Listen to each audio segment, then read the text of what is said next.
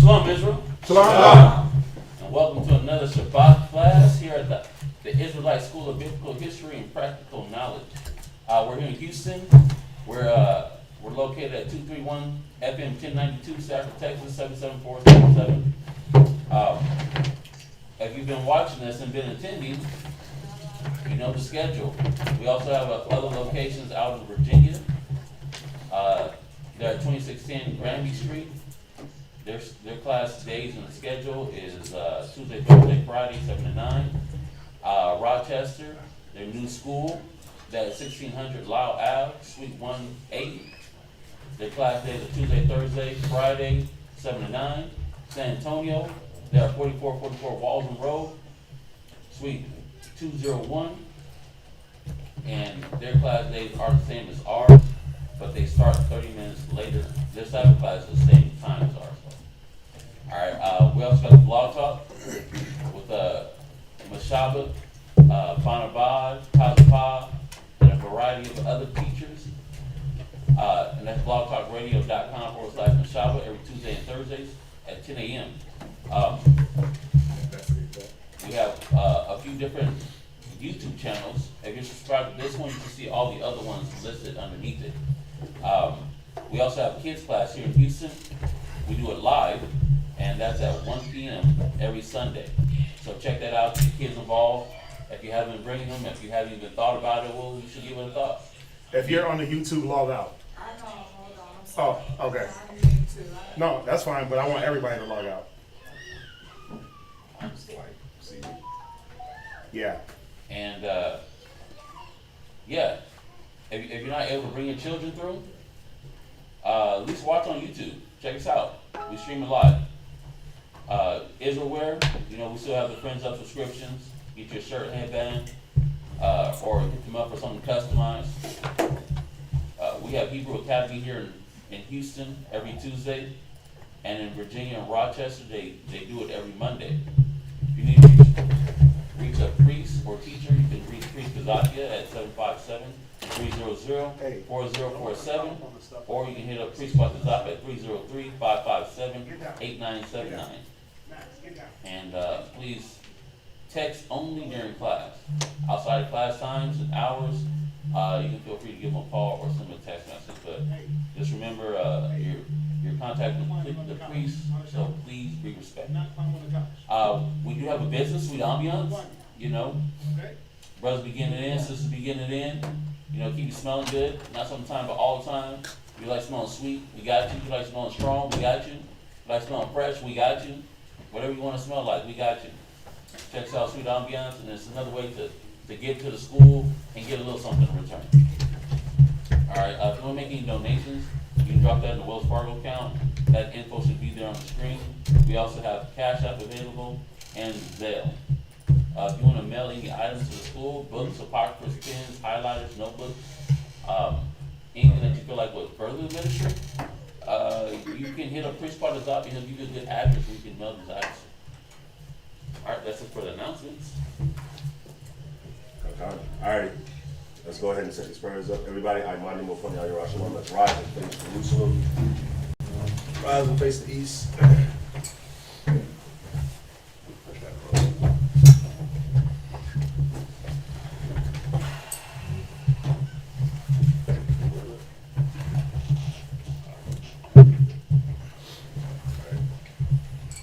Barakatah Yahweh. Barakatah Yahweh. Bahashem Yahweh Shai. Bahashem Yahweh Shai. Hahoah. Hahoah. Award. Zion. The water. Aman. And let's bless you, Yahweh, in the name of Yahweh Shai, that gives to us the light this day. Thank you, so be it. Barakatah Yahweh. Barakatah Yahweh. Bahashem Yahweh Shai. Bahashem Yahweh Shai. Hahoah. Hahoah. Rayah. The water. Aman. And let's bless you, Yahweh, in the name of Yahweh Shai, that gives to us the sweet Savior. Thanks, so be it. The frankincense and myrrh represents our prayers going up to the Most High as a sweet Savior.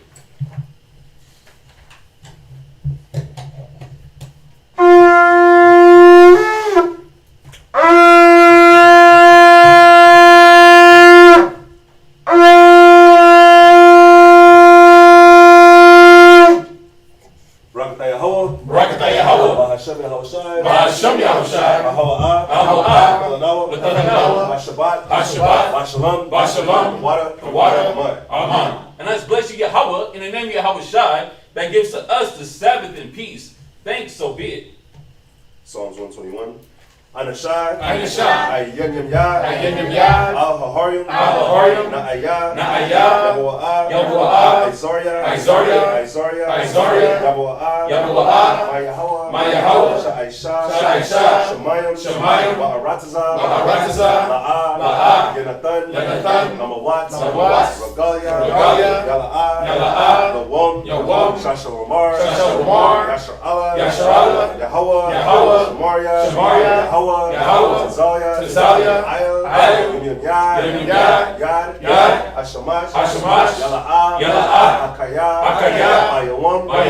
Wala'ah. Halabanah. Balayala. Yahweh.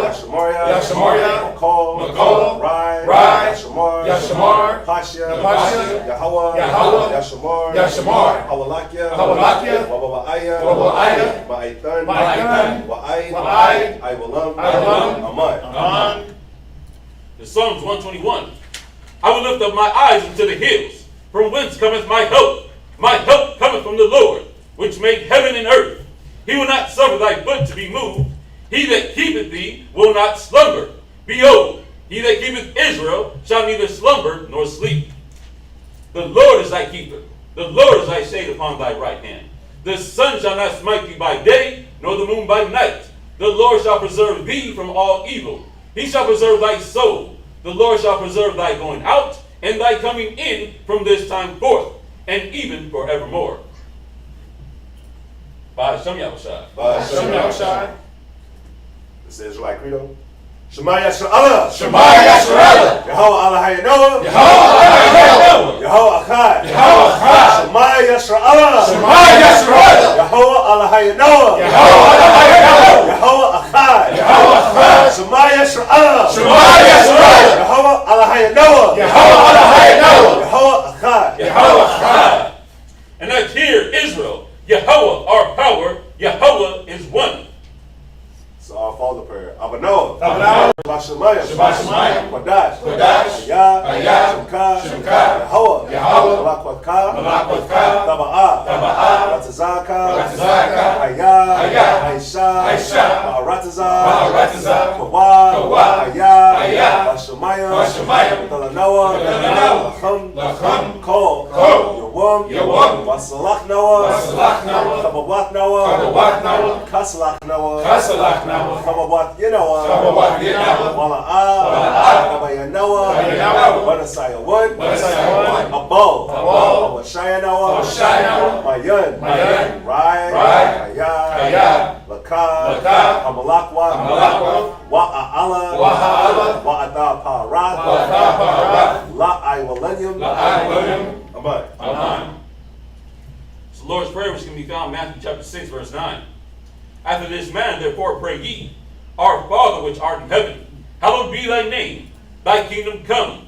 Thy will be done in earth as it is in heaven. Give us this day our daily bread, and forgive us our debts as we forgive our debtors. And lead us not into temptation, but deliver us from evil. For thine is the kingdom, and the power, and the glory, forever. Amen. Ha'ishra. Matazawa. The Ten Commandments. La'ah. Yaha. Salakia. La'ah. Yahaya. Lakah. Alahayim. Horyum. Alpanyah. Thou shalt have no other gods before me. La'ah. Ta'isha. Lakah. Fasol. La'ah. Da'ibadam. Thou shalt not make unto thee any graven image. La'ah. Talakwat. Shum. Yahweh. Bashawah. Thou shalt not take the name of the Lord thy God in vain. Zakar. Ayawam. Hashabat. Lakwadashwa. Remember the Sabbath day to keep it holy. Kabad. Abaka. Wa'amaka. Honor thy father and thy mother. La'ah. Baratazak. Thou shalt not murder. La'ah. Dana'ah. Thou shalt not commit adultery. La'ah. Daganah. Thou shalt not steal. La'ah. La'ah. Ta'inah. Ta'inah. Shakur. Shakor. Thou shalt not bear false witness against thy neighbor. La'ah. La'ah. Ba'kamad. Ba'kamad. Kol. Kol. Asherah. Asherah. Ra'aika. La'araika. Thou shalt not covet thy neighbor's house. Ba'Hashem Yahushai. Ba'Hashem Yahushai. The water. The water. Tamyad. Tamyad. Aman. Aman. Yeshavium, which means receive.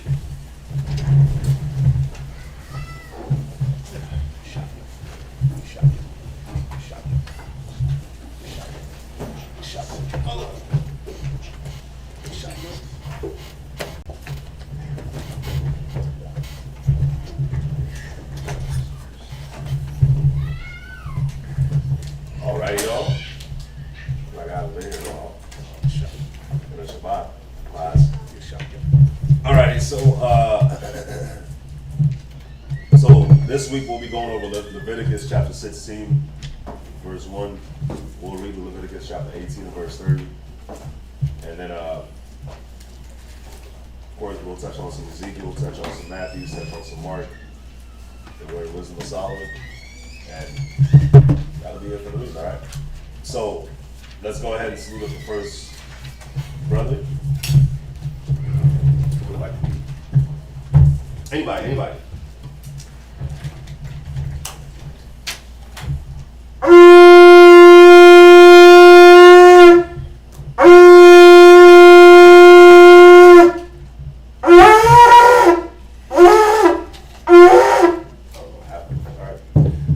I'm on Isaiah Shabbat Shah Yahawada Ban Yashrala. I'm on Isaiah. Shabbat Shal Yahawada Ban Yashra'ala. Men of Israel. Amadi. Barak. Yahawah Hashem Yahushai Brakatam. Yahweh Hashem Yahushai Barakatah.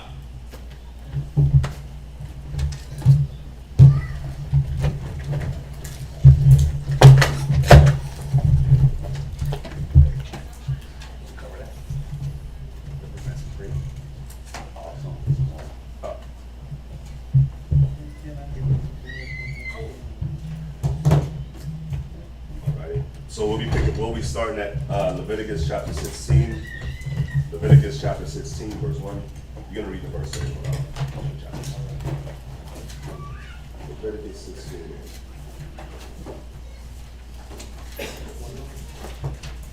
How's everybody doing this Shabbat? Wow. All right. Y'all sure? Sound a little dreary.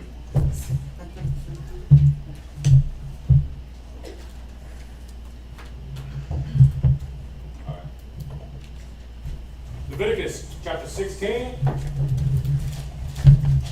verse 1.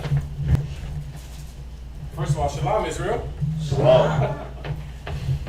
Leviticus chapter 16 and verse 1. Observe the month of Abib, and keep the Passover unto the Lord thy God. For in the month of Abib the Lord thy God brought thee forth out of Egypt by night. Chapter 16 and 1? Oh, Yeah. excuse me, I'm in Deuteronomy. Yeah, Leviticus 16. Yeah, I was like, wait a minute. Wait a minute. I'm so sorry. That sound right. You know, I didn't look at it, and it I actually, know it. I looked, I'm like, oh. it sounded right to me.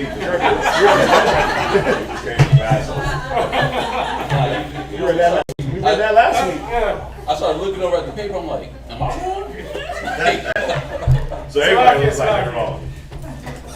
Okay. All good. Leviticus chapter 16 and verse 1. And the Lord spake unto Moses after the death of the two sons of Aaron, when they offered before the Lord and died. And the Lord said unto Moses, Speak unto Aaron thy brother, that he come not at all times into the holy place within the veil before the mercy seat, which is upon the ark, that he die not. For I will appear in the cloud upon the mercy seat. Thus shall Aaron come into the holy place with the young bullock for a sin offering, and a ram for a burnt offering.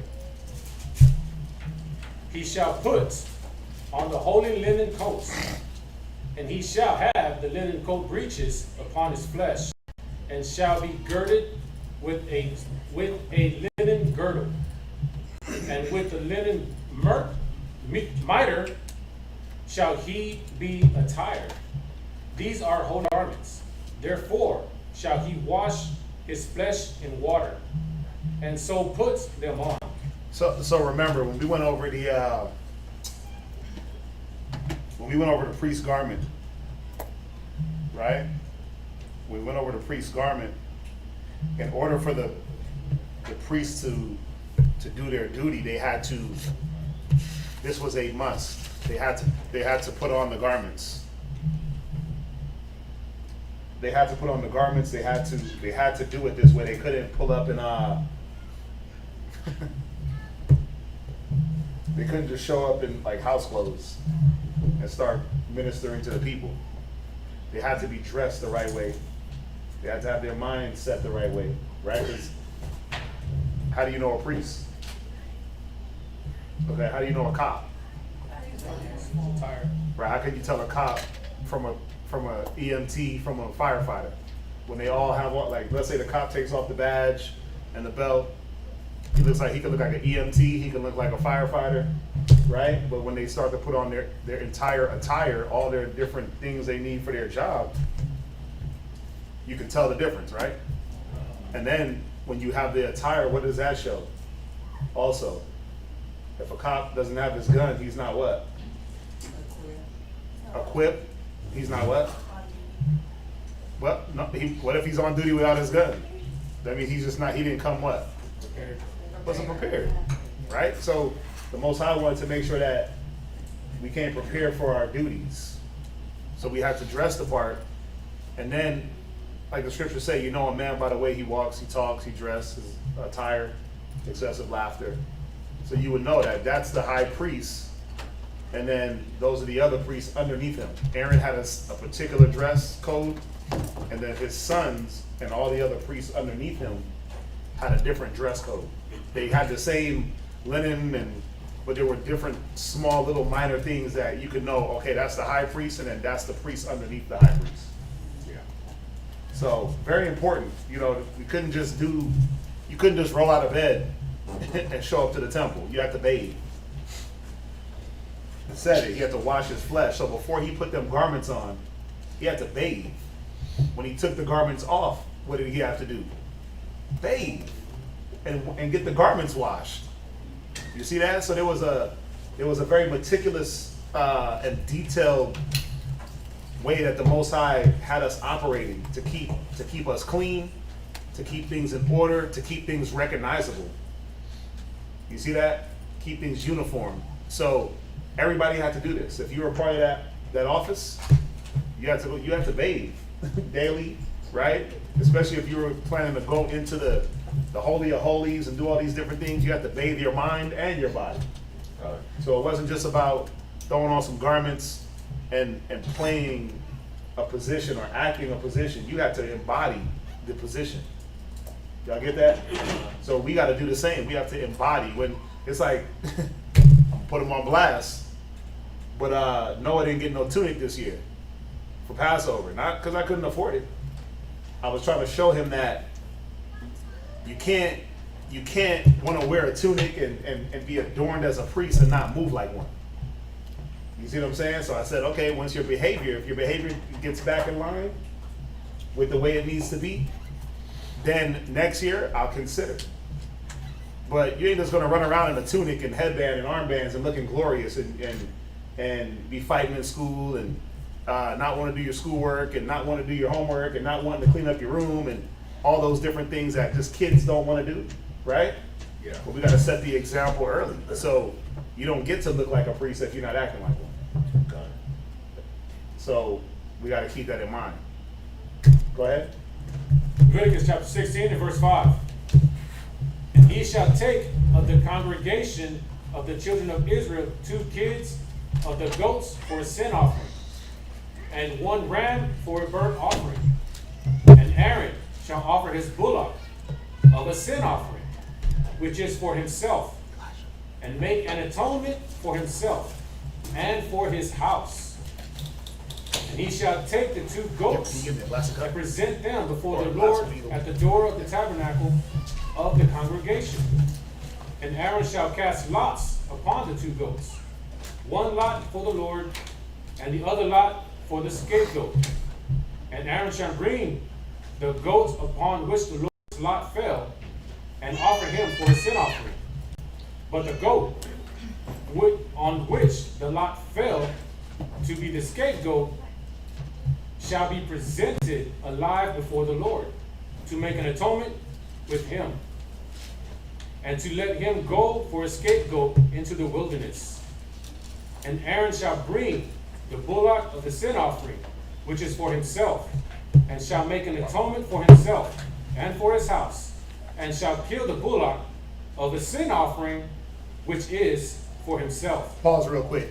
You had a question yesterday. It was in Hebrews. Remember the wording? It was Hebrews 9?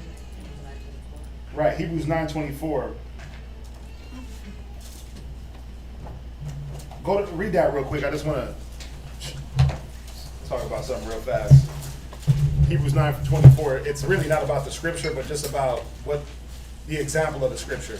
Read that real fast. Which one's that? Hebrews 9:24. That's what it is. Talking about the figures? Yeah. Yep. That's the one. Hebrews chapter 9, verse 24. Uh-huh. For Christ has not entered into the holy places made with hands, Right? which are the figures of the truth. See, the figures of the true. Now, when you read this scapegoat situation, right? And then when you take it all the way into the time of Christ, when you look at Yahweh Shai and the other man they brought to be executed, right, Barabbas, what was happening? Well, one man became the scapegoat and one man became the death for the sins. It's just like this was symbolic of what Christ was going to have to go through, this scapegoat in Leviticus, right? So think about it. We took one man and killed him and let one man go. It's the same instance. Because that was, remember it said that was the custom of the people on the Sabbath? To kill one, let one go? But where did they get that from? One man represented the sins leaving, and one man was the sacrifice. One goat represented the sins leaving. That goat you let go out into the wilderness, that was symbolic of the sins leaving the camp. The man that died, or excuse me, the goat that died, that was the sacrifice for the sins. So let's bring it into Christ. He was the goat that died for the sins, and Barabbas was the goat that, he was the scapegoat, the one that the sins were on to flee. Y'all see that? Wow. So when you get a chance, just read the story. All you have to do is read the story, you'll be able to line it up and say, oh yeah, damn, everything we did in the Old Testament was going to be symbolic of Yahweh Shai, the things that he represented. So that what does it say? That the like what? Which are the figures of the truth. Right, the figures of the truth. Right, the things in the Old Testament were just the figures of the true, of the things that were set to come, or the pattern, or the things patterned after what was in heaven. Y'all see that? So that scapegoat story is a real good one. Just when you get a chance, I think it's like in Matthew's. It's in the later chapters of Matthew's. But right when they were gonna, right when they took Christ, man, to be offered up. Remember, the high priest was like, "Look, I find no fault with you." And the people were like, "Nah, we got to kill something, but we want to kill him, right? We want him." So, that's what that was symbolic of. So just a little something for y'all to ponder on. That the Old Testament, in order to understand this New Testament, you have to know the law. You gotta understand what we were doing in the law to be able to get the understanding of what Yahweh Shai was doing. But you can jump back.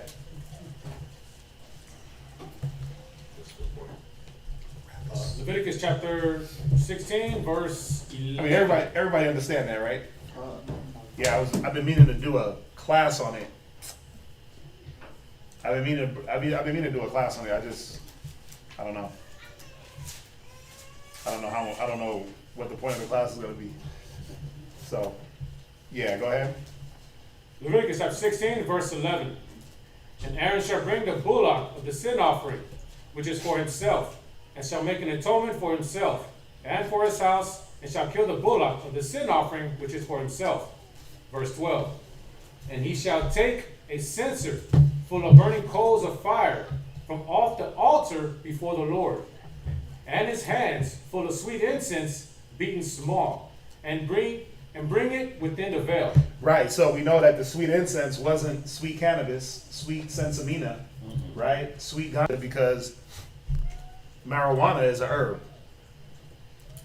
The incense that we use weren't herbs. The frankincense, the myrrh, the cinnamon, those weren't herbs. Those were actual incense. So anybody come to you like, oh yeah, they were burning, we were commanded to burn cannabis. No, it was calamus, which is it grows, it looks like a lily that grows kind of in water, and it has a sweet smell when it's burned, but it's not a herb. We didn't burn herbs. I went over that, the sage, right? Sage, tobacco, marijuana, cocaine or cocaina or the coca plant, right? We weren't supposed to burn those things. We were supposed to ingest those things to help heal. But then when you take it out of its natural use, that's where you conjure up all them demons, right? All them demons that love to come around and cause death. So sweet incense as opposed to sweet herbs, it's totally different. Y'all get that, right? Right. Go ahead. Verse 13. And he shall put the incense upon the fire before the Lord, that the cloud of incense may cover the mercy seat that is upon the testimony, that he die not. And he shall take of the blood of the bullock, and sprinkle it with his finger upon the mercy seat eastward. And before the mercy seat shall he sprinkle of the blood with his finger 7 times. Then shall he kill the goat of the sin offering, that is for the people, and bring his blood within the veil, and do with that blood as he did with the blood of the bullock, and sprinkle it upon this mercy seat, and before the mercy seat. And he shall make an atonement for the holy place, because of the uncleanness of the children of Israel. What did the blood represent? Why were we sprinkling blood everywhere? I'm on. Oh, I'm not, I have a question, I'm sorry. Oh, okay, what's your question? What's the mercy seat? The mercy seat was, we gotta get one. San Antonio has a nice little, but it was the Ark of the Covenant, God. right? And you had the 2 cherubs with the wings pointed towards each other, and in the middle you had the mercy seat. But if you look up Ark of the Covenant, you'll see it. It has a mercy seat. There's a seat. But what was the blood about? What was when we sprinkled that blood, what were we saying? Was it the covenant? Yeah, you were, think about it, we sprinkle blood every day and shed blood every day. Every day you were re-entering or agreeing that you were in this covenant with the Most High, this blood covenant, blood for blood, eye for eye, tooth for tooth, right? That we were gonna do what we agreed. What's that, Marcy? You were gonna say something. This one would go with Exodus 24 and 8. Would it go with Exodus 24 and 8? Exodus 24. Let's see, Exodus. Read it, Shabbat. Exodus chapter 24, verse 8. And Moses took the blood and sprinkled it on the people, and said, Behold, the blood of the covenant, Yep. which the Lord hath made with you concerning all these words. So, think about it. Why was the Most High so pissed off with us? Well, because daily we were re-entering and refreshing this covenant that we daily broke. So you broke it, but then you're going to refresh it, and then you're going to break it, then you're going to act like you didn't say that you was going to be down with it. So you can see where the Most High was just like, golly, man, get them out of here, right? Wipe them out, because we broke our vow. This was like a vow, a covenant. We broke it daily. Yeah. And the Most High said, look, I'll destroy the works of your hands if you don't keep your vows. And that's what he did. He destroyed us, destroyed our works, destroyed our children, wiped us out, broke us down to this point where we're trying to re-enter into these new covenants, right? Where you don't have to shed the blood, but you get the repentance, you get the mercy, but not just to keep sinning and keep repeating your flaw or your folly, but to learn from it, to be able to go back and examine the situation. That's what grace is. You examine the situation and see where you can do something different according to that situation. Think about it. When you die, what do you learn? Nothing. There's no learning. There's no learning, right? When you're in the grave, it said there's no nothing in the grave. But grace gives you the opportunity to, again, examine the situation and say, man, how could I have did something? What could I have done better? What was I missing? What I could have counseled a little bit more. I could have studied a little bit more. I could have applied this. I could have stayed calm. Whatever it was, right? You get that grace to be able to examine. So that's what we're trying to achieve now, is this covenant of grace where we're not abusing it. Y'all get that? Right. Jump back. Just little small points I'm trying to bring out. Nothing major, but there's little reminders. Leviticus 16, verse 16, and the second precept. And because of their transgressions in all their sins, and so shall he do for the tabernacle of the congregation, that remaineth among them in the midst of their uncleanness. And there shall be no man in the tabernacle of the congregation when he goeth in to make an atonement in the holy place, until he come out and have made an atonement for himself, and for his household, and for all the congregation of Israel.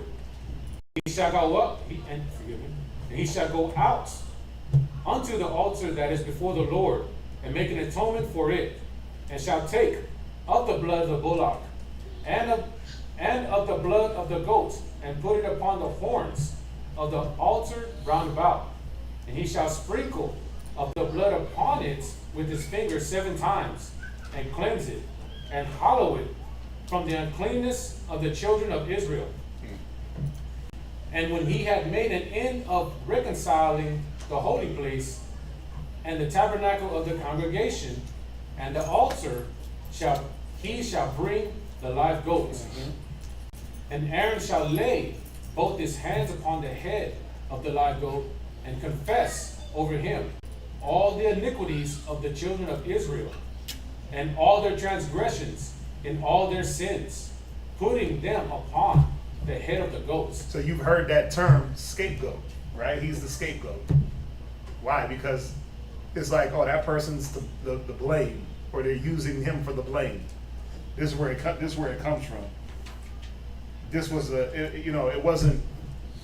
Now it's kind of used negative, but back then it was more of a, again, symbolism to say that the sins of Israel were supposed to be leaving away from us. So let's put it all on this goat, right, and send the goat off. You see that? Yeah. Go ahead.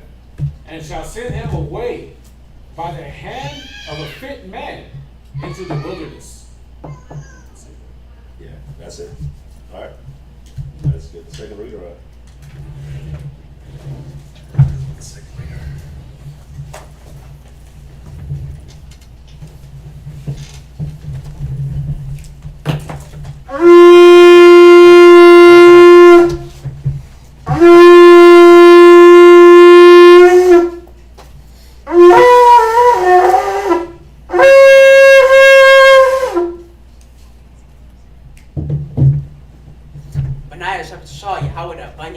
Benaiah Shabbat Shal Yehoda Bon Yasha'Allah Ben Israel Amadi Barak Yahweh Hashem Yahweh Shai Barakatam. Yahweh Hashem Yahweh Shai Barakatah.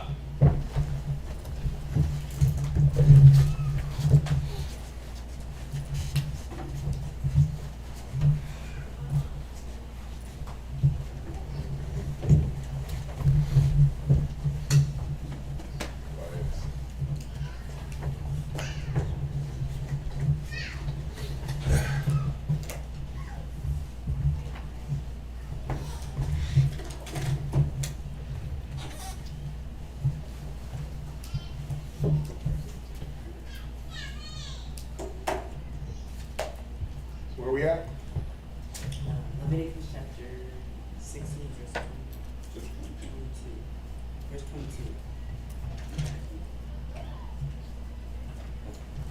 Leviticus chapter 16, verse 22. And the goat shall bear upon him all their iniquities unto a land not inhabited. And he shall let go the goat in the wilderness. And Aaron shall come into the tabernacle of the congregation, and shall put off the linen garments, which he put on when he went into the holy place, and shall leave them there. And he shall wash his flesh with water in the holy place, put on his garments, and come forth and offer his burnt offering, and the burnt offering of the people, and make an atonement for himself and for the people. And the fat of the sin offering shall he burn upon the altar. And he that let go the goat for the scapegoat shall wash his clothes and bathe his flesh. Let me ask you a question. Why was that concept of the scapegoat flawed? Why was it a flawed concept? 'Cause it didn't work, right? Why was it a flawed concept? Like, oh, we can just put our sins on the goat and send them off. Yay! Right? Like, man, you know what I'm saying? I know I'm about to go do such and such, but I got this goat ready to run off. Shalom, you had your hand up? No, it's almost like a free will to sin because you know you could go sacrifice. Yeah, it wasn't that the law was flawed, it was that we were. Remember, the law is spiritual, we are carnal, and we looked at it in a carnal mind state of just putting it on the goat. Like, you can't put sins on a goat. It made no damn sense, right? You can't just throw your sins on a goat and all of a sudden everything's fine. But our mind was like, yeah, I'm gonna put it on this goat, I'm gonna sacrifice this other goat. But then after a while, we start losing too many goats, right? You gotta give up 2 every time? Oh no, I can't afford that. So then we stop sacrificing, we stop seeing the spiritual value in not sinning as opposed to having to sacrifice. Yeah. So it wasn't that, it was kind of a trick question, but it wasn't that the concept was flawed, it's that we were. And our outlook and the way we looked at things was flawed. So what were we supposed to do? Well, we were supposed to say, how do I not commit sin to have to sacrifice? Right? Got it. Right. Read on. And afterward come into the camp. Verse 7. And you know also too, you know, one thing the Most High does is, you know, he who here is a visual learner? Who here can Maybe get my hands in.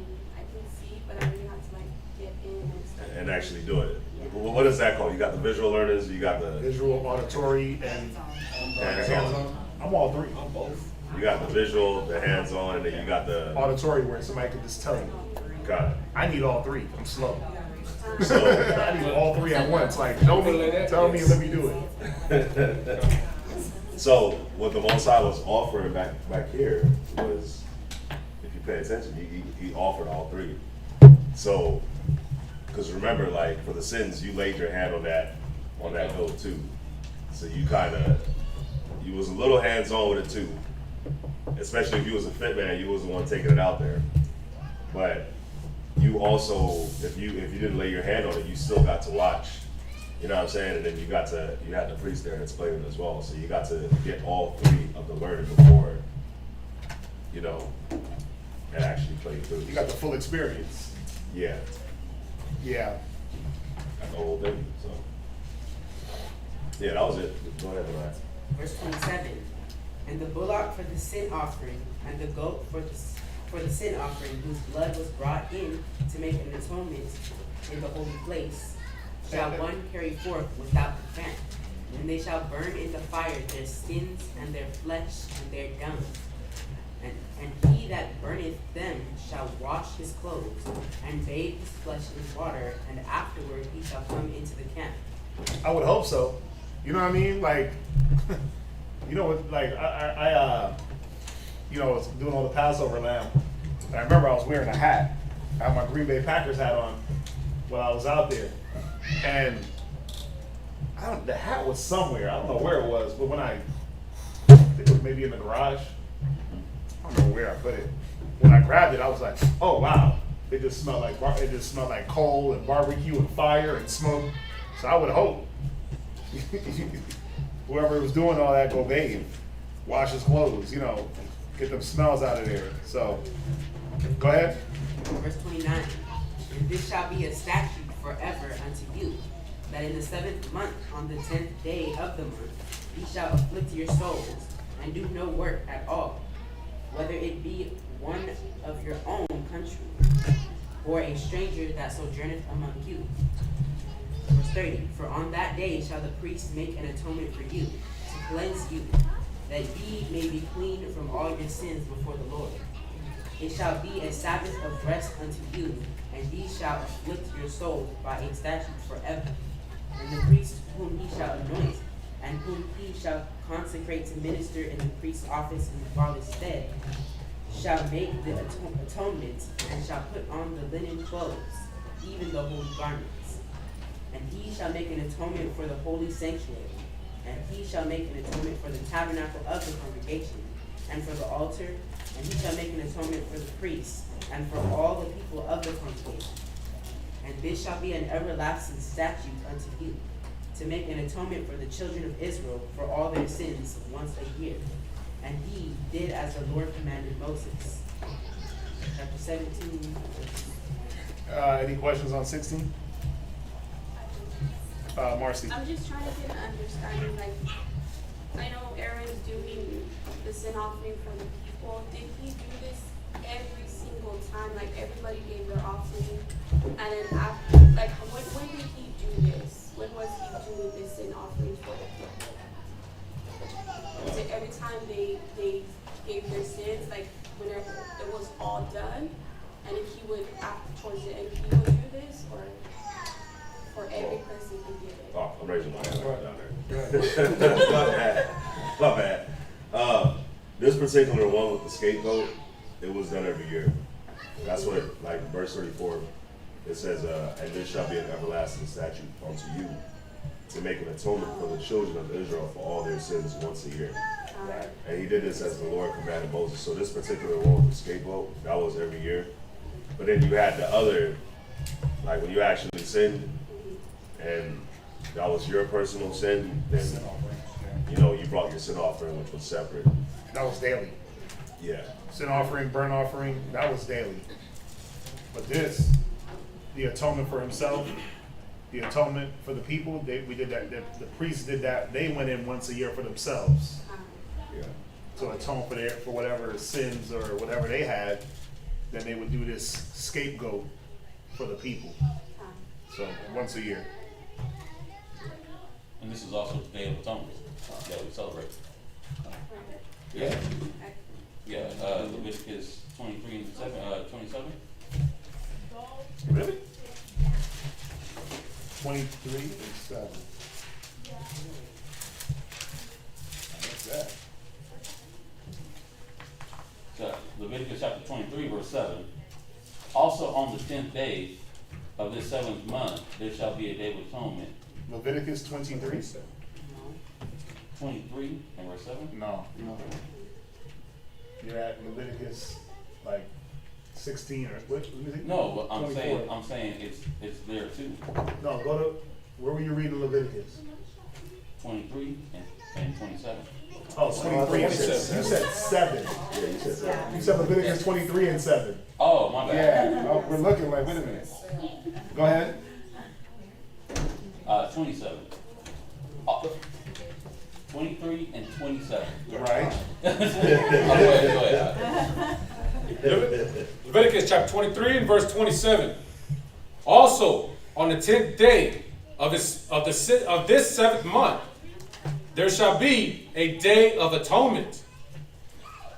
It shall be an holy convocation unto you, and ye shall afflict your souls, and offer an offering made by fire unto the Lord. Yeah, and then so even back here in verse 30, Oh, Leviticus 16 and 30? 16 and 30.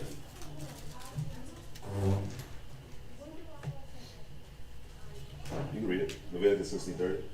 Leviticus chapter 16 and verse 30. For on that day shall the priest make an atonement for you, to cleanse you, that ye may be clean from all your sins. My bad, start verse 29. Verse 29. And this, There it is. Right, go ahead. and this, Leviticus chapter 16, verse 29. And this shall be a statute for even unto you, that in the 7th month, Here. on the 10th day of the month. Right, because it wasn't lining up at first. I'm like, wait a minute. I was I'm like, nah, bro. one That verse off. Yeah, no, that's perfect. That's perfect. Go ahead.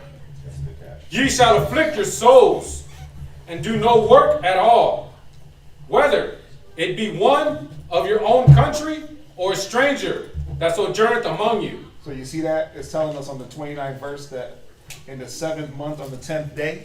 Then when you jump back over to Leviticus 23 and 27, it says the same 10th month, 7th day. So we know that that's the Day of Atonement.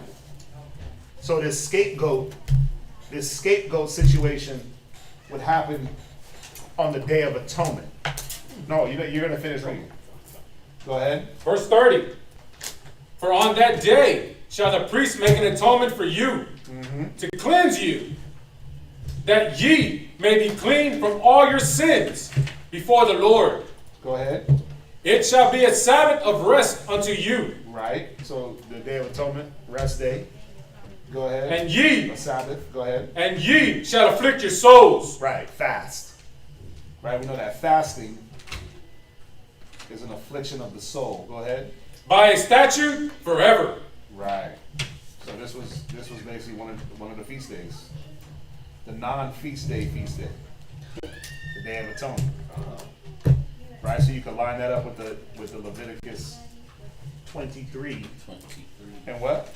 27. Right. It's a good one. Kinda. Can't blame it all on that. You literally said 23 itself. You did. Glitch in the matrix. We have. That's what we wanted to take. No. But y'all got that right? Emma Dennis. All three. Emma Dennis. All three Larry. Huh? You were saying she's all three Larry. Oh, okay. See? Slow. When I should go over a little bit more. Propose. 23. 7. Right. Yeah, Benaiah, you gotta act like you like us. It's me that he hates.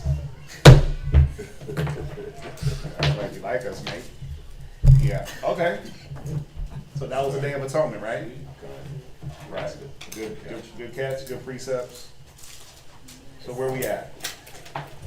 Leviticus 17, verse 1.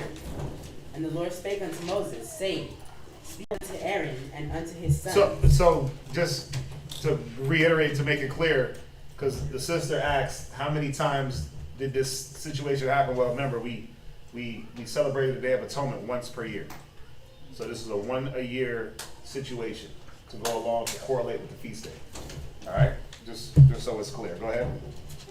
And unto all the children of Israel, and say unto them, This is the thing which the Lord hath commanded, saying, What man soever there be of the house of Israel that killeth an ox, or lamb, or goat in the camp, or that killeth it out of the camp, and bringeth it not unto the door of the tabernacle of the congregation, to offer an offering unto the Lord before the tabernacle of the Lord, blood shall be imputed unto that man. He hath shed blood, and that man shall be cut off from among his people. Right. So you weren't going to. What was the Most High trying to cut off here? What spirit was he trying to cut off in the people by saying, you're not going to sacrifice except for in front of the door of that tabernacle or the door of the temple? What was he trying to cut off? What spirit?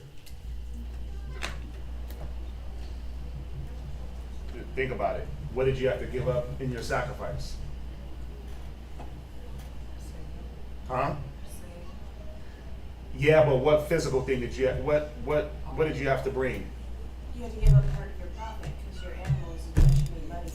Right. So what was he trying to cut off? Where, I sacrificed for my sins out in the field, even though, well, no, who saw it? Oh, well, my sons was there. My son, the Most High saw it. It was me and the Lord. What was he trying to cut off? Well, remember, what did we go over last week? As far as the widow, the poor, the fatherless, the priest, right? All those different things were being brought to them. They partook of they ate the sin offerings and all the different offerings. So what was the Most High trying to cut off in the people? What spirit? The spirit of selfishness. There was another spirit, the spirit of lying. Oh, lying. Yeah, because you got to cast out a lie and be like, oh no, I did my sacrifice out in the field. And you didn't know you didn't do nothing. You looked at your herd and you were like, can't give any of them up, right? So you had to, remember, let all things be established with 2 or 3 witnesses. So you had to have witnesses for that sin offering to be valid.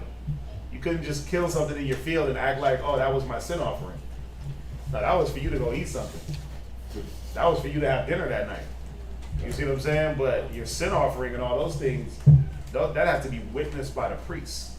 And the thing with the sin offering, remember, you killed that animal yourself.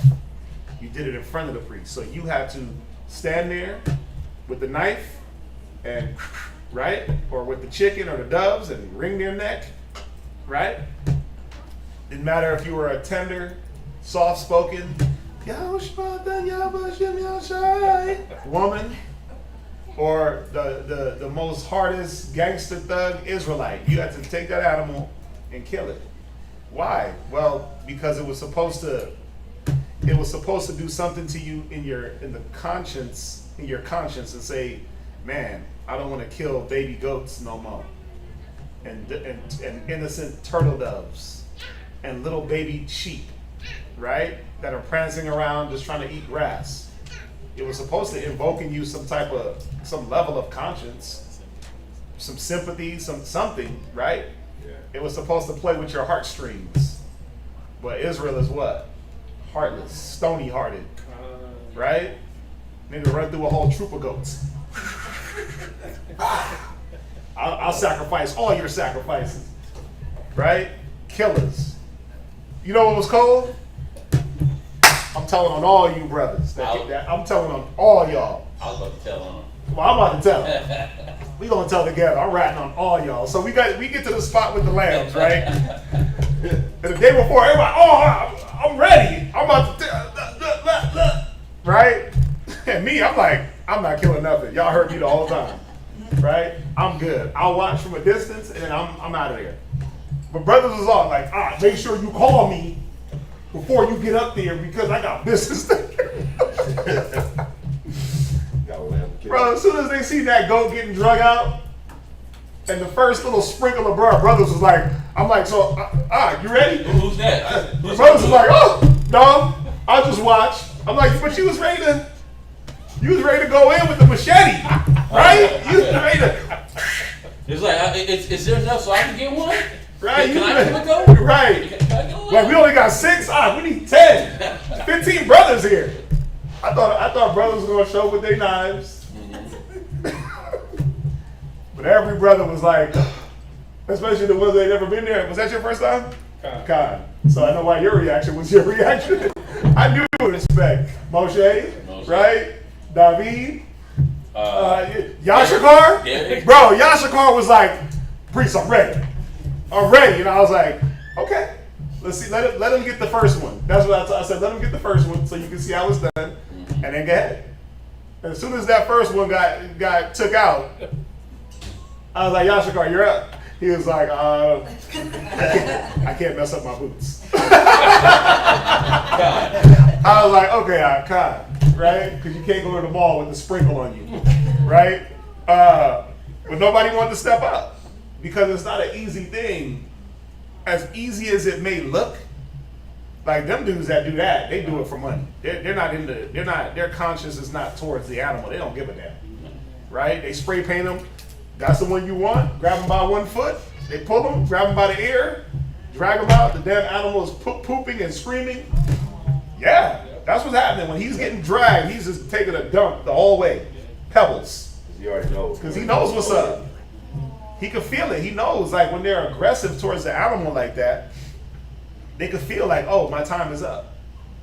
So he's kicking, he's screaming. One of them just said, nah. And he laid down. He just fell.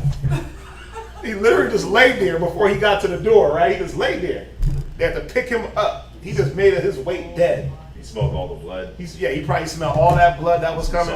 He saw his homies. He saw his homies get drug out and knew that they didn't come back. So what happened? He saw his homies in there. He Like, saw his homies in there. Yeah, he did, huh? Oh no, Jeff. Right? Bartholomew. Right? Damn. Well, he just laid down. He just played dead. And they were like, nope. They grabbed him by one foot. Took him in. Boom. But think about it. That's why I said, man, either I wasn't sinning back then, I was sacrificed. I had somebody else do it, or I had to be a stone cold killer because, man, just to deal with that and see that, it does mess with you. Them little goats come up to you and they lick your hand and they literally hit on that animal. Think about it. Just like if you had a wicked son or a rebellious daughter, it said the men of the congregation would have to put their hands first on that son. Why? Why did it have to be the men? If you said, man, I got a wicked and rebellious son, and it's like, okay, all the men of Israel shall stone him. Why the men? Why the men? Yeah, why the men? Anybody? I would say that, well, somebody else? No, go ahead, you got it. Well, I would say that, number one, if I'm lying, it's going to be on me that I'm doing this. Well, you weren't lying. Your son was rebellious. He was a drunkard. He was off. He was rude. He was all those things. So you weren't lying. Why did all the men have to be responsible for killing your son? Because technically their fathers also to him. Okay. They're next to him. They're actually seeing him do these things. You can't put a person to death without one or two witnesses. Okay. Because it would be too hard for the father to do that to them. Oh, he was part of it. He was, if anything, he was the first one. First. It was his son. 'Cause He we're was all- part, right? We're all one body, and so those men were as responsible as the kid for. Yeah, the responsibility. It takes a village. The responsibility was on all the men to raise all the men. So, if you had a wicked son or a rebellious son, how did it get to that point? Because no one checked them. Nobody checked them, right? We didn't do right? Remember the times where, so Micaiah, we talked about it, right? The time where your neighbor will whoop on you. If they see you doing something bad, they didn't tell your parents will whoop you. I mean, I grew up where if one parent beat you, the other parent beat you. If you had the grandma there, my grandma, I remember one time I got my grandma beat me, my dad, my stepmom, I got 3 beaten, right? The teacher, I got beat by the teacher once. Went home, called grandma, grandpa, auntie, like everybody was beating on you. Lined up, ready to get a licking, right? But why? Because it was showing you that there was no breach. You weren't going to be able to, how kids do it today, how they manipulate, right? You got the soft parent and you got the disciplinary, and you got the parent that overly just loves them. Oh, baby, come, right? And yes, you need balance. The kids need that, but they manipulate where you say no, and then they go to the mom because they know that mom's going to say yeah. She won't even inquire, or vice versa. Usually it's dad. Usually it's mom that says no, and dad says, go ask your mom. Right? Or just do whatever you want. Me, I'm like, okay, what'd your mom say? What'd your mom say? Right? To show like you can't manipulate one or the other. So in that situation, the men were responsible for the children. When you brought somebody, the men that brought the woman caught in adultery to Christ, he without sin cast the first stone. Well, because if you're ready to put somebody to death for the things that they did, are you ready to be put to death? Accountability. right? And also, again, if you're going to accuse somebody of something so grave, like adultery, that's a sin punishable by death. So the ones that accused them had to be the ones to stone that person. So if you brought the accusation, it was you. It was on you. So it was a conscious thing. It was really supposed to be. This is how it was really supposed to be. A person committed adultery. Let's just say a woman committed adultery, or a man committed adultery, and you knew about it, right? Yeah, we could stone them, or we got mercy. What do we always choose, though? Yeah, bro. Israel loves blood. We chose the stone as opposed to having mercy. That's why Yahweh Shai had to come to show how to have mercy, because at any moment he that is taken in the fault, ye that are spiritual, restoring the spirit of meekness, considering yourself that what the devil is looking for you, right? So you got to sit back and say, man, the way I judge this thing, when it's my time, how would I want to be judged? Well, I wouldn't want to be lined up in stone. I would want somebody to have mercy, walk me through. Can you hit that 1 degree up? Golly. I wear a jacket in here or something. This is nose run. Don't look at me like that. Look at me like I'm weak. You like, you weak. He looked at me like, you're pathetic. The look he gave me was like, I was like, I'm perfect. God, I see it. I need to get in there. Yeah, I am. Yesterday, I ain't gonna lie, I was cold yesterday. I was like, you know what? This AC is too superb. But y'all see the point, right? It was about making sure that we watched out for each other, not just to go kill each other, but before somebody's son got rebellious and just out the way crazy, all the men were supposed to be on top of this little boy. Right? Before a woman remember, if a woman was committing whoredom, everybody in the congregation stoned her, even the women. So you had women out there that had to throw some stones too. So what were they supposed to be doing? Well, the elders teach the youngers, right? So that these young women, they were supposed to be looked out for before it was time to stone them. That was the whole point. The whole point of the law was never for us to go die. Y'all get that, right? We neglected the small things to get to that point. Now, there were some instances where it was like, yeah, stone them. That had to happen. Death had to happen to wipe out certain mind states away from Israel that were going to be, like wildfires that just catch on and people run with that. But with the children, come on, imagine having to go stone your child. Like, I could only imagine having to line this dude up at 8 years old and pelt stones at him. And all of y'all got to be there with me. That's insane. Like, how off is he? But really, how the scriptures say taking the oversight. Rebellious, drunkard. Obviously, he would be a little bit older, right? But just think about that. That's crazy. Yeah. That's crazy. But it was supposed to work on you internally. So all these different things that we did, the sin offering, that was supposed to work on you internally. But then I'll give you the flip side. The wave offering, the heave offering, the peace offering, those were supposed to work on you in another way. Those were supposed to make you feel good. You didn't have to kill them yourself, but it made you feel good because you were sacrificing for other people. Those offerings went to the priest. So that was right, charity, alms, right? You were like, man, Barakatah Yahweh, I'm able to give. You see that? So it's funny how this same concept was supposed to work 2 different ways. Sin offerings. Do the wave offering regardless. But if you're always doing sin offering, guess what you're not going to be doing? The other offerings. I'm always sacrificing. I don't got time. I don't got it. You see that? What? Well, your thought process will be skewed towards that anyways. Yeah, that's what I'm saying. Because you do have it. You have enough sin. Right. So you're right. Your thought process is skewed towards one way because you're only doing one thing. Mm-hmm. So, yeah, I just want to. It sounds so disheartening. I don't know. My. Go ahead. Where we at?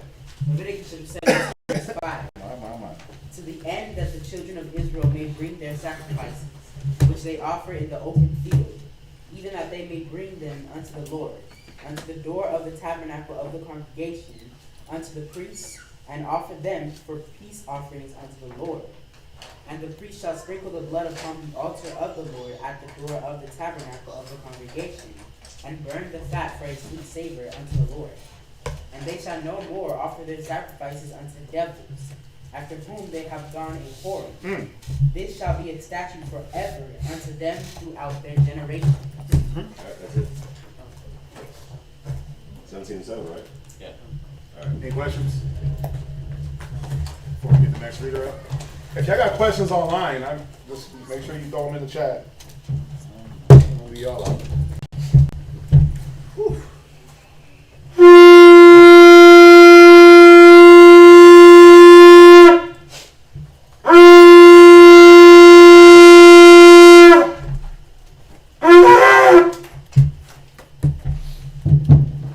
Ramiro, Shabbat Tashah, Yashika, Banya Shala.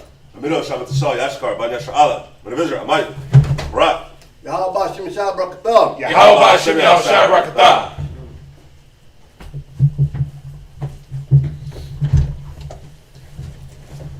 This is for everybody. Make sure you slow down and make sure you say the salute the right way. Just slow down and enunciate your words.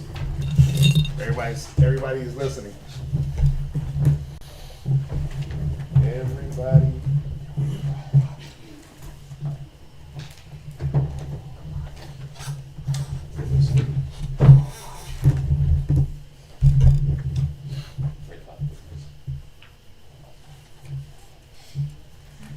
Yeah. My. Where we at? We are at Leviticus chapter 17, verse 8. Leviticus chapter 17, verse 8. And thou shalt say unto them, whatsoever man there be of the house of Israel, or of the stranger which sojourns among you, that offereth a burnt offering or sacrifice, and bringeth it not unto the door of the tabernacle of the congregation, to offer it unto the Lord, even that man shall be cut off from among his people. So you have to bring your offering or sacrifice to the door of the altar, the door of the tabernacle, excuse me. So you have to bring it. The priest had to look at it. They had to make sure, like, you wasn't trying to bring the diseased goats, right? The one with 3 legs, 4 ears. I mean, come on. You know how Israel do. Slide a hand. Let me, you know what I'm saying? Let me give you the one that's broken. Cat tried to sell us a truck. Cat tried to sell us a truck the other day, and good thing we didn't get it, because a week later the transmission gone. Yeah, 13 grand down the drain if we would have got that. But that's it. Come on, a transmission don't just go out. Engine don't just blow. There's signs and there's wear and tear and leakage and different things that happen for you to know that transmission is gonna go. It slips, right? Yeah. So that's Israel. They're trying to give the mediocre or the one that they know is about to die anyway, and not have to count it as a sacrifice, and not be in that mind of sacrificing, giving up. What sacrifice? Giving something that you don't have, right? But if it's gonna die anyway, I might as well just give this one. Might as well, right? Right? Con? But Israel's mind state is usually geared towards not wanting to sacrifice and not wanting to lose. We hate losing. We hate losing anything. Even if it reproduces abundantly, we hate. Remember, it says, what man have 99 sheep and lose one? Ain't gonna care for that one. Right? You're gonna be about that one. And the crazy thing is, you'll leave the 99 unguarded to go find one. Think about that mind. I lost one sheep. Let me run off and get them. But what about the 99? You left them unguarded. Right? You come back, you bring the one is missing. I'd rather just stay with the 99. Let the one find his way back. Go ahead. Verse 10. And whatsoever man there be of the house of Israel, or of the stranger that sojourn among you, that eateth any manner of blood, I will even set my face against that soul that eateth blood, and will cut him off from among his people. Right, so we didn't eat blood. We didn't eat meat with the blood in it.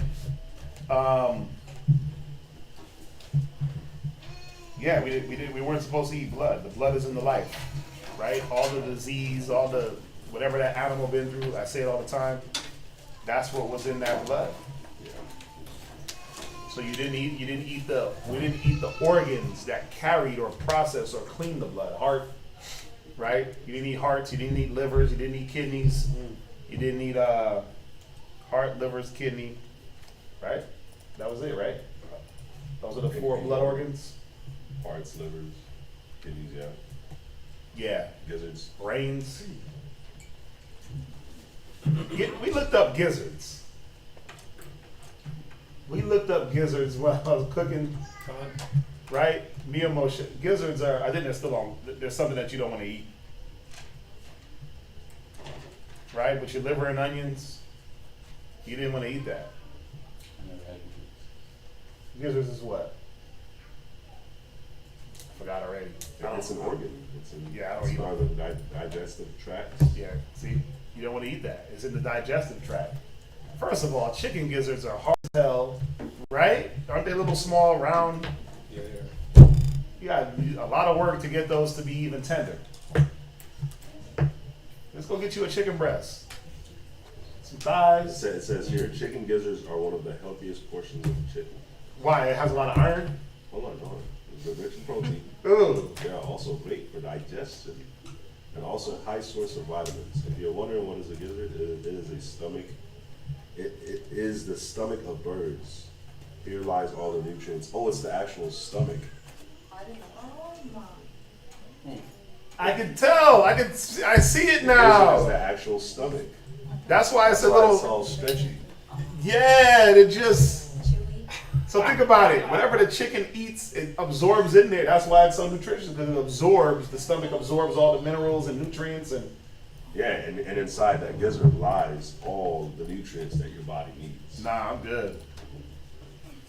Raise your hand if you used to eat gizzards. Raise your hand if you still. I'm gonna stop. Well, if you didn't, you didn't know. You probably don't want to eat that now. Yeah. I mean, it's like eating the stomach of an animal. I just wouldn't mess with that. What? So, in the world, we always gave that part to the dogs. Is it lawful to give it to the dogs even though we don't eat it?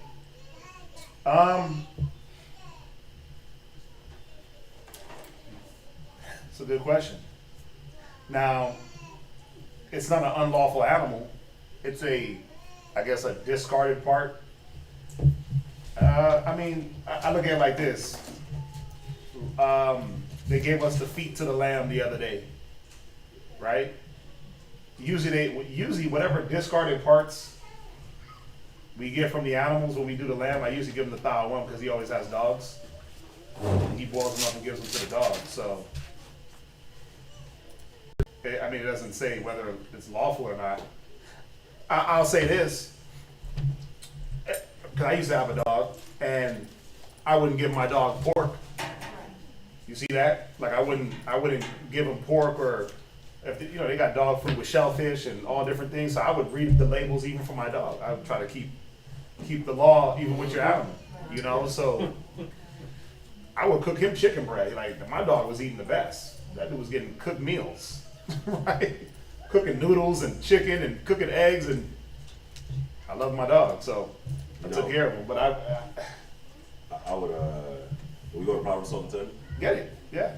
Proverbs chapter 12 verse 10 real quick.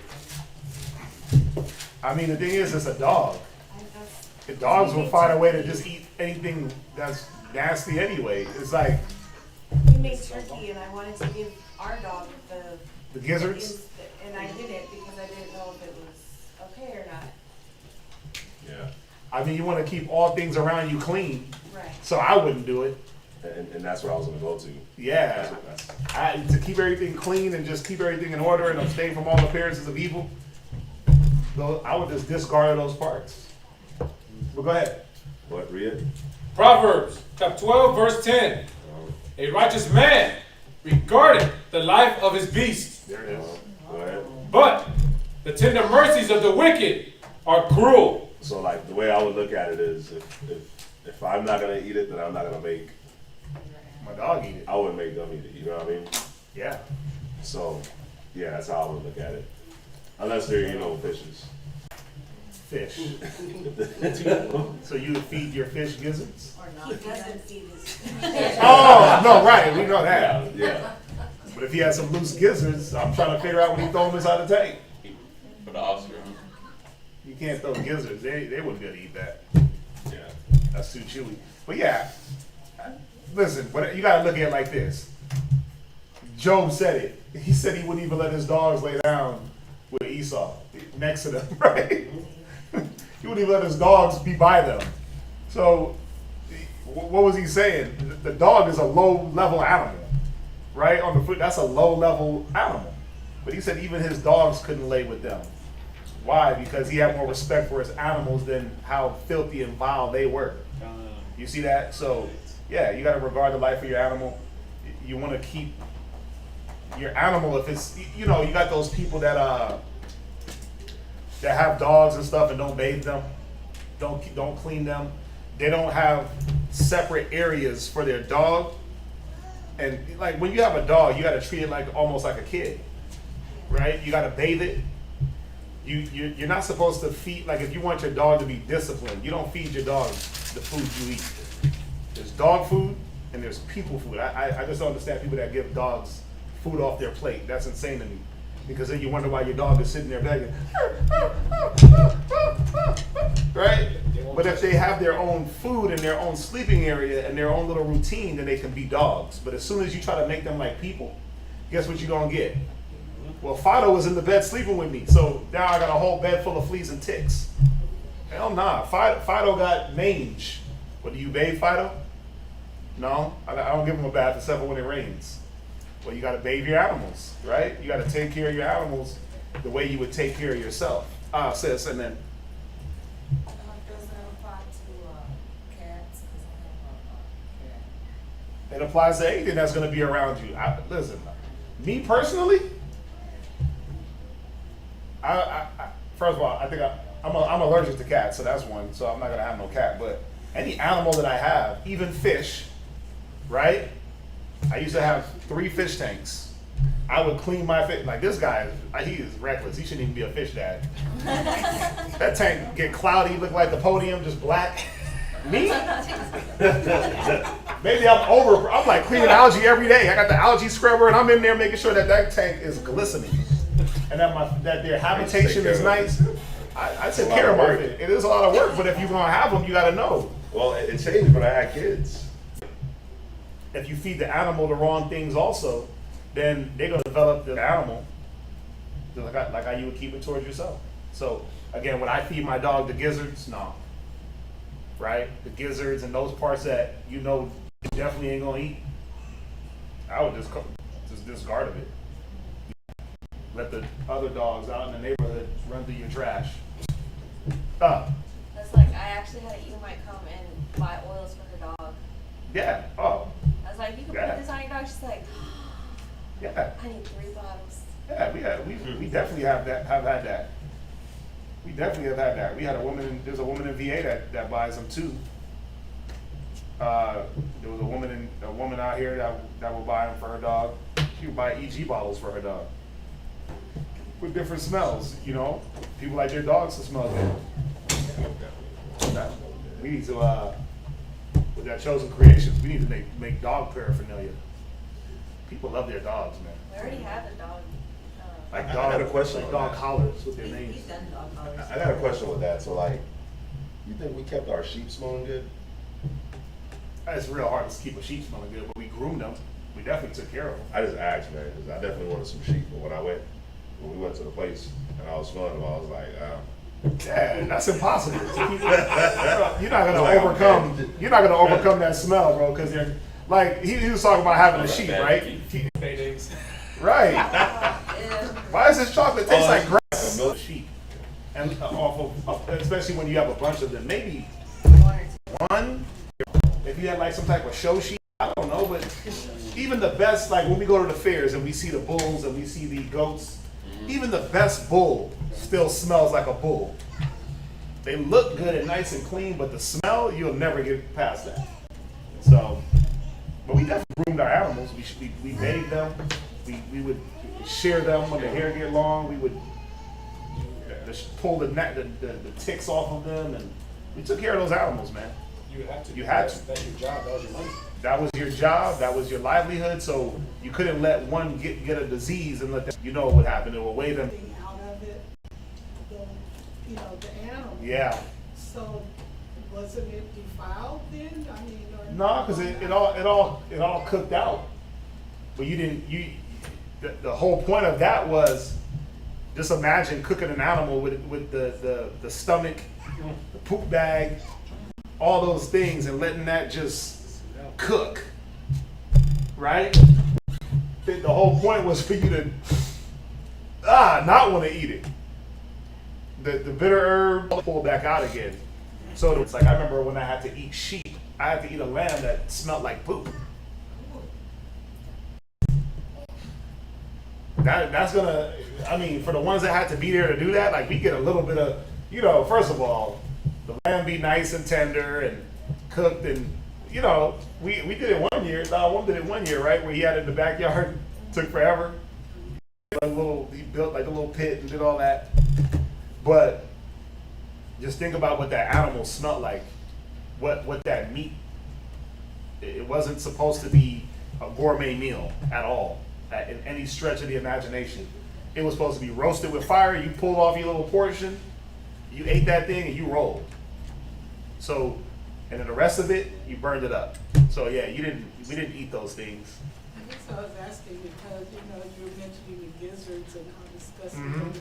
I mean, I've dressed chickens, and I had to slit the gizzard and open it up to see the grass and stuff. Right. But we still ate them. But Yeah. it's like, well, if they had to keep all that in the animal while they were roasting it, some of those organs explode, with the heat. Come on. And so you're still kind of basically eating your chitlins, I mean,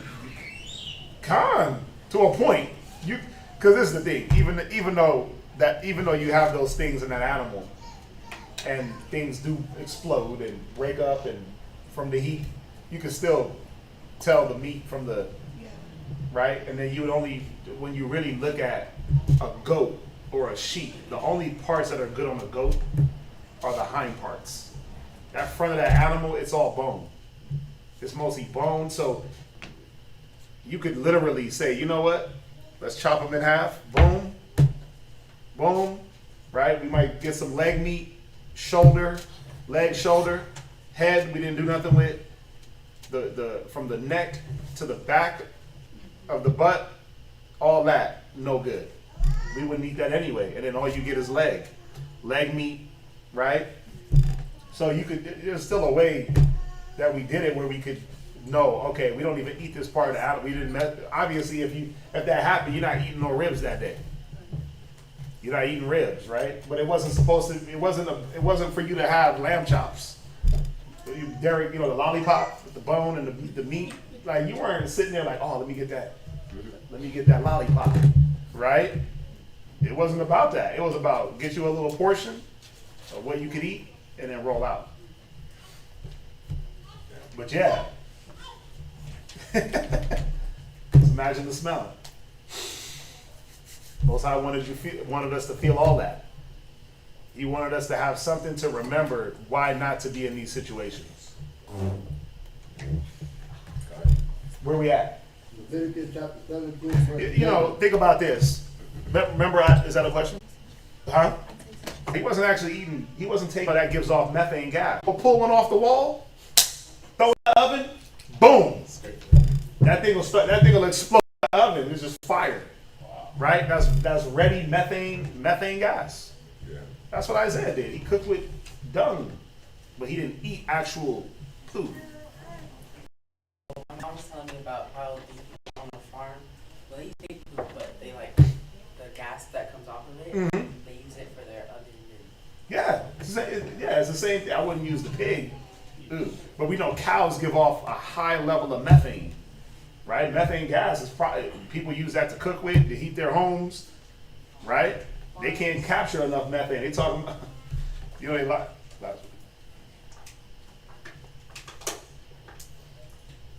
Right. No. Nobody's on the Wi-Fi. Is anybody on the Wi-Fi? Okay. Is anybody on the Wi-Fi? She said that it's buffering. If you're on it, please. Yeah, I was on it. That should be, I mean, come on. All this money, you're supposed to be able to put 15 devices on that Wi-Fi. Everybody should be able to be on here. Yeah, with all that money you spending, that's business class. Business. God. Right, but y'all get that, right?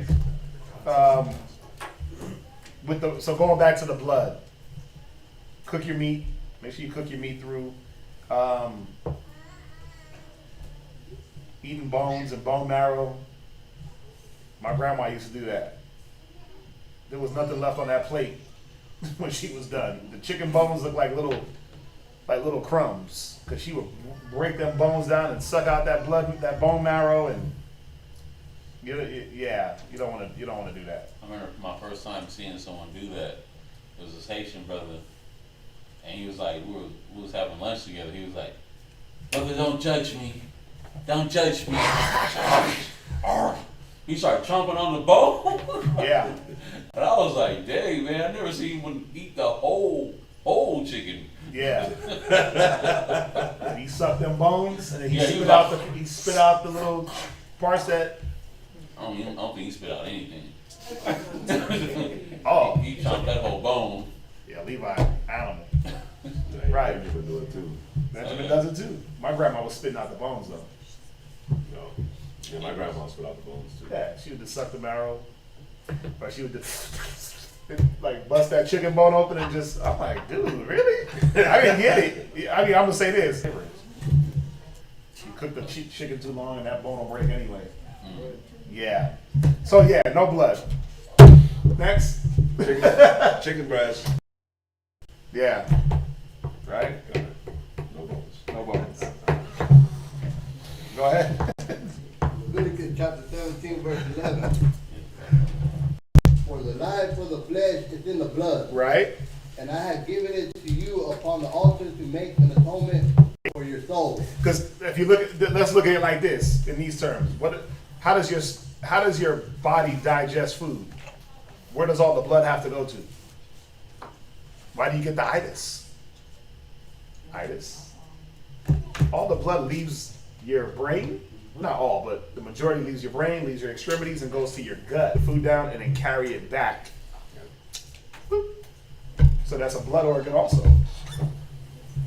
So you stay away from the organs, right? Stay away from the organs. They secrete weird juices. Like who's trying to eat gallbladder? The gall, right, of the animal. Who's trying to eat the pancreas of an animal? Are we the only ones that have pancreases? No, right. But it secretes some weird fluid to be able to help you digest. And who's trying to eat that? The insulin bag? Sweetbreads. Huh? I think they're the sweetbreads of an animal. Yeah.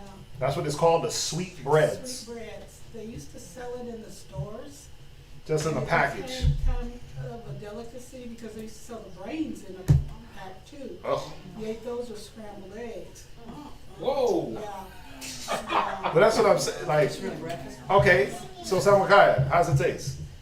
I didn't like the brains. I like the sweetbreads. Were they sweet? Not really. Oh, that was just a name for them? Yeah, that was just a name. But you fry them. Right. You know, and, Yeah. I mean, once you fry anything, it tastes like chicken. Right? Salt, pepper on it. Salt, pepper, it tastes like chicken. Right? Anything you can deep fry or fry. You eating gator, like, how does it taste? Like chicken. I remember one day when I was in Colorado, this dude I never knew what this was. He was like, yeah, they're Rocky Mountain oysters. And I'm like, what is that? He's like, don't worry, it tastes like chicken. Bro, it was buffalo testes. I was like, what? I'm like, but I didn't eat it. Like, I wouldn't eat it. I didn't eat it. He had to tell me what it was before I ate it. And when he told me, I'm like, yeah, I'm good. I'm not eating that. But he deep fried it and battered it. I mean, it looked like little slivers of chicken breast. Yeah. It tastes good too. I seen one, listen, I was watching one video. The dude, did I tell y'all about it? The dude had like a dead bobcat. He's in the South. He said, listen, he said you can put bobcat and armadillo and alligator next to chicken. And by the time that thing cooked down and roast down, you won't even know, the person won't even know what they're eating. But for reality's sake, that's why the meat truck never pulled up. Right. So, anyway. That's like, there's actually a place in my hometown that got shut down for serving cat and dog. That's what I'm saying. Their remains and How did it taste? it was pretty good. See, that's my point. They make it taste good. They, like you, bro, listen, man, you just never know. I did see chicken in a restaurant. They use the thigh meat. So instead of eating that blood, what do we do? Well, we drain. Verse 12. Therefore I said unto the children of Israel, no soul of you shall eat blood, neither shall any stranger that sojourneth among you eat blood. And whatsoever man there be of the children of Israel, or of the stranger that sojourneth among you, which hunteth and catcheth any beast or fowl that may be eaten, he shall eat and pour out the blood thereof and cover it with dust. You know, you get the little cut on your finger, and you're like, right? That's not what it's talking about. You know, like in the land of Canaan, they were like literally drinking blood, like bowls, right? You look at it today. They're out there in Africa doing what? They'll bleed an animal and they'll drink the blood. They're like taking bowl. Like imagine what we saw when they slaughtered those animals. That thick, deep, crimson red, hot, steamy. Warm, yeah. It looks like the cover of the Apocrypha, just thick and steamy and warm, and all that smell. And it's nice and it's starting to coagulate, right? And they take that and put it to the dome, let it run down the beard, even a Hamite's beard. South America, they're all about those blood, because that was their way of making their little blood covenants and eating organs and hearts. Gad picked up bad habits where they were doing covenants by eating the organ of an animal. The liver, the heart, the heart. Right? You ate the heart of an animal, or you eat the heart of your enemy. You conquered that person. So you got to a high extreme level, like drink blood. You can tell though, because if you look at his skin and teeth, you know when you drink a lot of blood, it starts to degrade your teeth and you lose pigment. All that iron, that iron, you're no longer deficient, but iron could work in the opposite way where it'll rip your teeth apart. His teeth were just terrible. The two that he had, the two little fangs, right? And the little front ones were bad. But his hair, everything about him you were like, damn, you drinking blood all day. What nutrition are you getting? Right? But you have people that are on that. They literally drink blood. What was Jeffrey Dahmer on? Eating people. Yeah. He had organs in his, they pulled up, he had organs in the refrigerator. I mean, so think about it, F with the blood and do all these different things. Well, because you can make a covenant on each side. You can make a covenant with the Lord, the horns of the altar, sprinkle 7 times towards the east, right? Sprinkle on the people. That's towards the Lord. Or you can start drinking blood and wiping it on your face and using it as makeup, and now you making covenants with the devil. That's why the obia, the voodoo, what do? Always, they always shed blood, right? They always use a little chicken, cut his throat, spew the blood, drink the blood. Go look into voodoo. Go look into the people that really do voodoo. Not little voodoo dolls and stuff like that, but there's tribes in Africa that do voodoo, where it came from. And look at the blood rituals. We were talking about the other day, the adrenochrome. That's the kid's adrenaline mixed with blood that they say Esau be drinking. Or these upper elites drink. They want to drink your fear. So it's your adrenaline mixed with your blood, because that's what happens when you get scared. Your body pumps itself with adrenaline, flight or flight. They kill you, and supposedly all that adrenaline, which it is true, because if you kill an animal in fear, that's in fear, all you're gonna have is adrenaline and tense meat. Because all that blood is flooding the animal. So that's what they're on. So, I mean, you know, you're a sinner. You see that? So that's what he didn't want us to do. But that. It's like, at the meatpacking plant, in my hometown, they do the kill zone and packaging and everything. You're only allowed to knock the cow once. If you knock it more than that, they shut down the whole plant because you're creating a tense meat and they can't sell it. Yeah, that contaminated meat.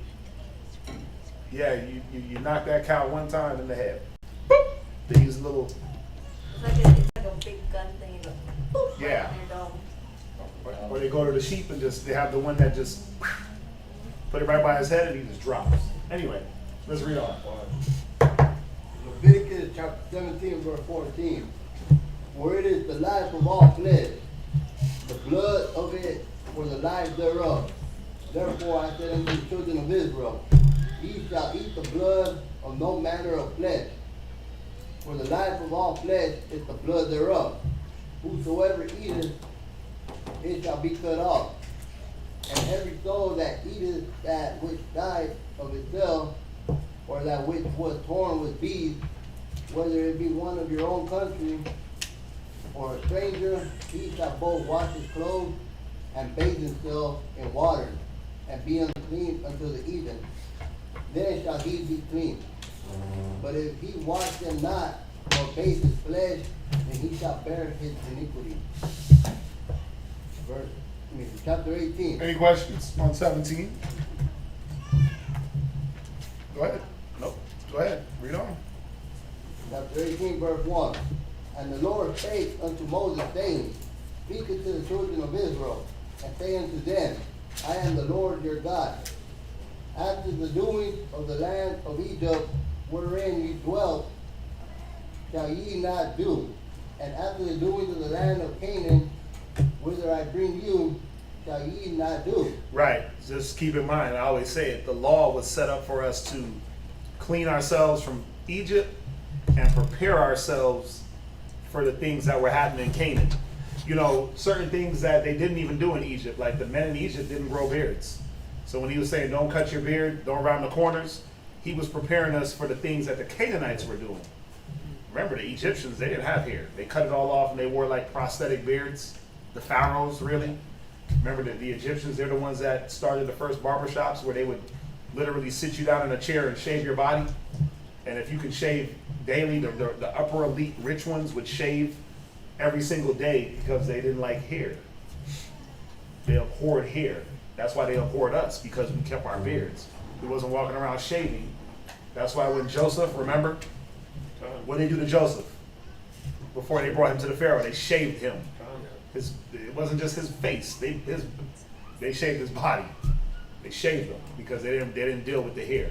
So, you know, the beard thing, and just certain little small things, a lot of it was in Egypt. A lot of it was going to be in Canaan that we hadn't even seen yet.